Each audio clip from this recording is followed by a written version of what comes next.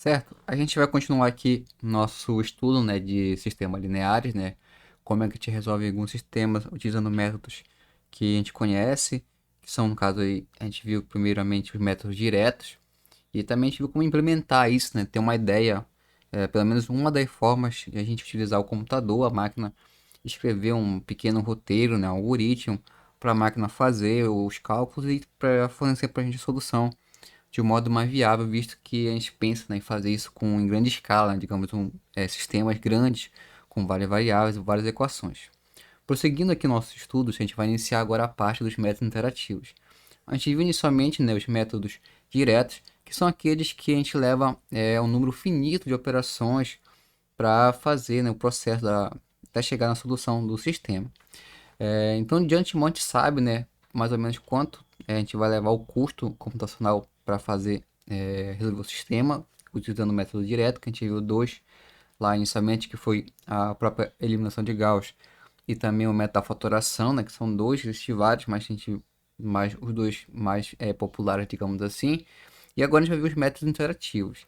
Eles são aqueles métodos em que a gente não tem como estipular um número finito de operações, mas a gente pode estipular pelo menos até o grau, né, do erro que a gente pode obter fazendo esse processo interativo.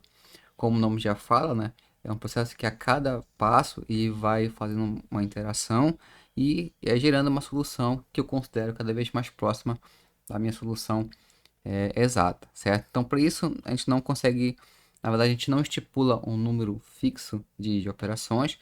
Geralmente, nossos critérios aqui no método interativo de parada é o número de operações que você vai fixar, né? Então, se você quiser fazer com um número X de operações, aquele processo ele vai fazer e vai finalizar ali, ou o que é mais comumente usado é a questão do erro, né? Até que a operação, no caso, até atingir um erro que você considera satisfatório, ele para ali e também a última resposta, digamos assim, é considerada como a solução do sistema. Então, bora iniciar aqui e para ver como é que inicia, né, esse método interativo para resolver. Então, a gente já sabe que a gente está estudando aqui, né, que são essas cores aqui dos sistemas lineares, né, que da forma ax igual a b, certo? E a gente vai tentar, né, a partir de um valor inicial para essa variável x, né, que no caso aqui é um vetor, achar a solução do sistema, que eu, como eu falei, depois do número finito de operações, a gente vai considerar que é a solução mais exata possível. Mas para isso, bora ver como é que a gente pode reescrever esse sistema de tal forma que a gente vai considerar isso, né? Ter um chute inicial, algo que a gente vai iniciar o processo, e depois ele vai dar para a gente uma solução que a gente considera exata, certo? Então, para isso, bora pegar aqui um sistema 2x2, que é bem simples, e ver o que a gente vai fazer para achar essa solução. Então, eu vou ter aqui um sistema 2x2, eu vou escrever, então, eu vou ter um alfa 1, x1, mais, vou ter aqui um beta 1, x2, chamar igual a b1 aqui, né? Que é uma primeira equação do meu sistema 2x2. A minha segunda equação, eu vou ter um alfa 2, x1, mais um beta 2, x2, esse cara aqui eu vou chamar de b2. Então tá aqui o sistema, né, 2x2, com duas equações e duas variáveis, e vai ter uma solução. Aí o que eu vou fazer agora, né? Eu tenho duas equações, tenho a primeira equação aqui e a segunda equação. Eu vou em cada uma delas isolar uma variável. Então na primeira equação eu vou isolar o x1 e na segunda equação eu vou isolar o x2.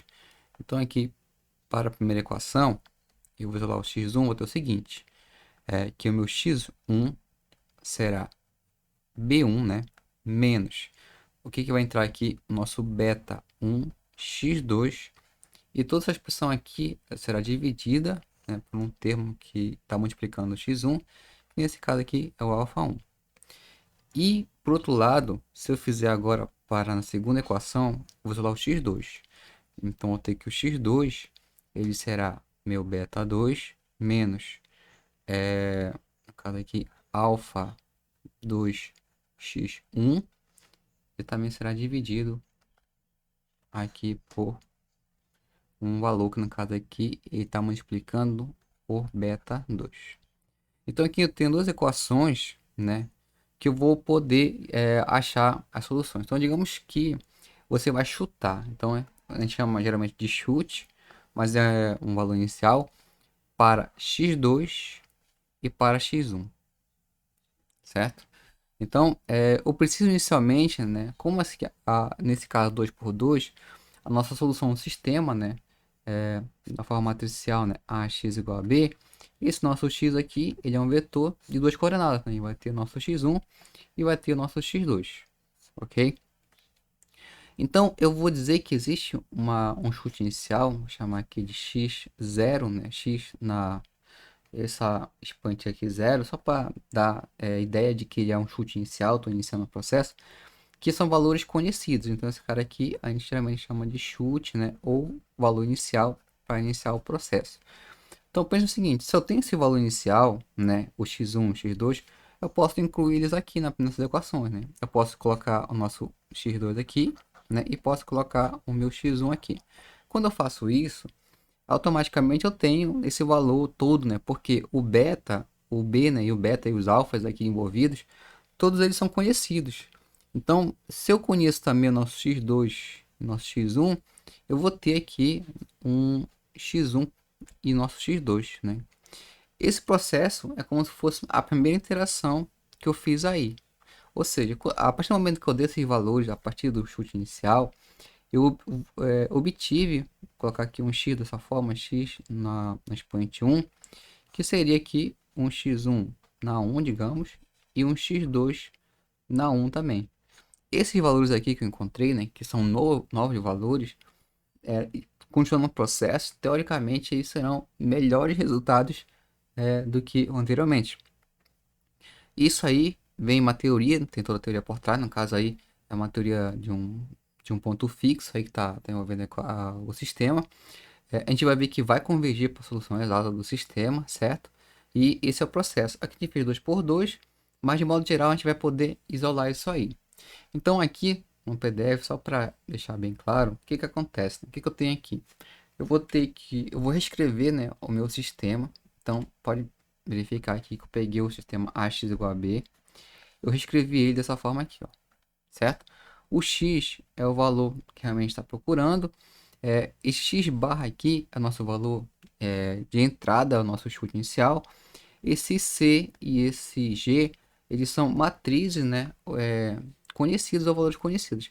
Perceba que aqui nessa conta que eu fiz para duas variáveis, né, x2 e x1, eu obtive duas equações, tais que eu tenho valores conhecidos, né? Então, eu vou ter o seguinte, se eu isolar aqui, deixa eu só reescrever, então, deixa eu apagar aqui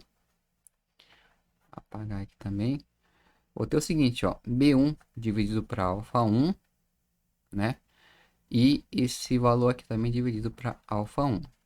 E outro lado aqui, eu vou ter esse b2 dividido para beta 2 e alfa 2 dividido para beta 2 aqui também. Certo? Só fiz dividir aqui em duas frações.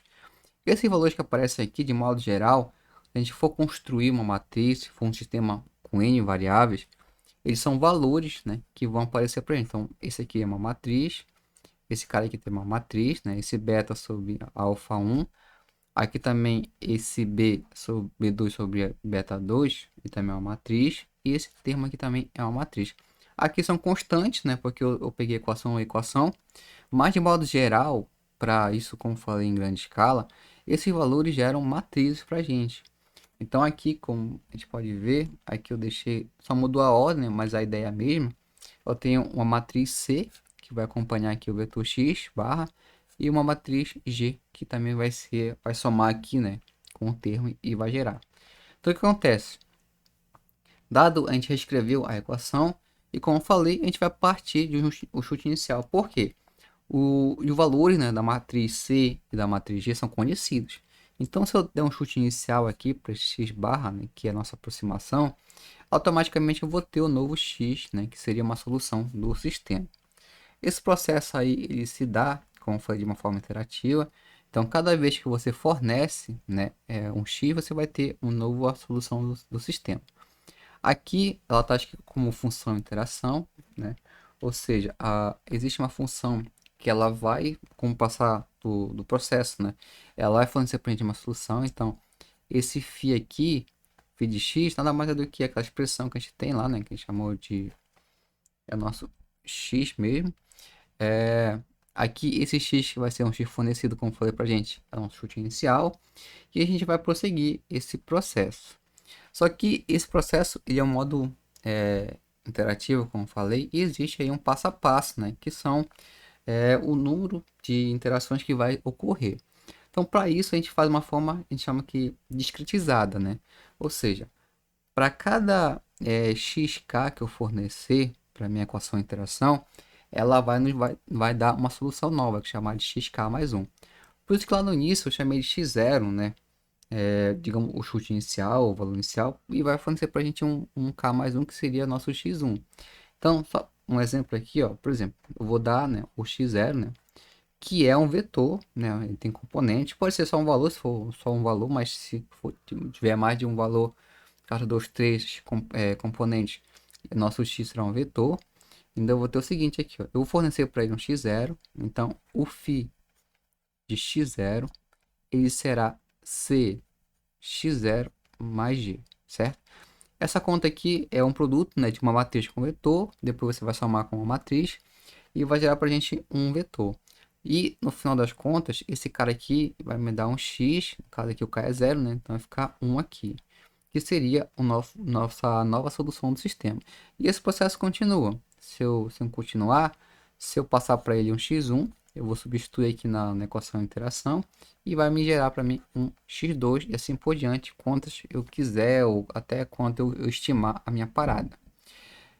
Como está aqui no texto, então para encontrar a solução do sistema, partimos de um chute inicial, né, de um valor inicial, x0, que pode ser qualquer vetor, né, da mesma ordem da solução.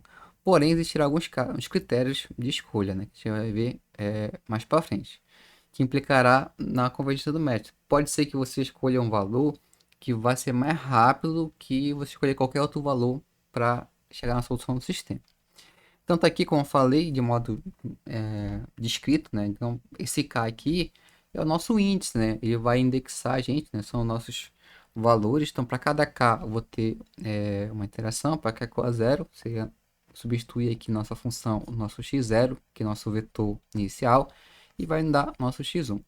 Aí eu vou partir para o próximo. Então, eu teria um K igual a 1. Então, na minha função de interação, vai entrar aqui o x1 e vai fornecer para a gente o x2. Assim, né, por diante, de modo geral, como eu falei, para k igual a n, eu vou ter, né, que a função de interação em xn vai me dar para a gente esse xn mais 1, certo? Aí o que acontece? Perceba que a gente vai aqui, ó, gerar uma sequência de soluções, x1, x2, x3, xn mais 1, certo? Que vai depender do número de soluções que você desejar. E essa sequência aqui, a gente tem um interesse fundamental, que é encontrar a solução do sistema. Então, de modo geral, a gente vai querer que aconteça o seguinte, né? Isso aqui. A gente quer que o limite, né, da sequência de soluções que a gente está determinando, quando esse número de soluções vai para o infinito, vá cada vez mais próximo da minha solução geral do sistema, né? Que é do AX igual a B.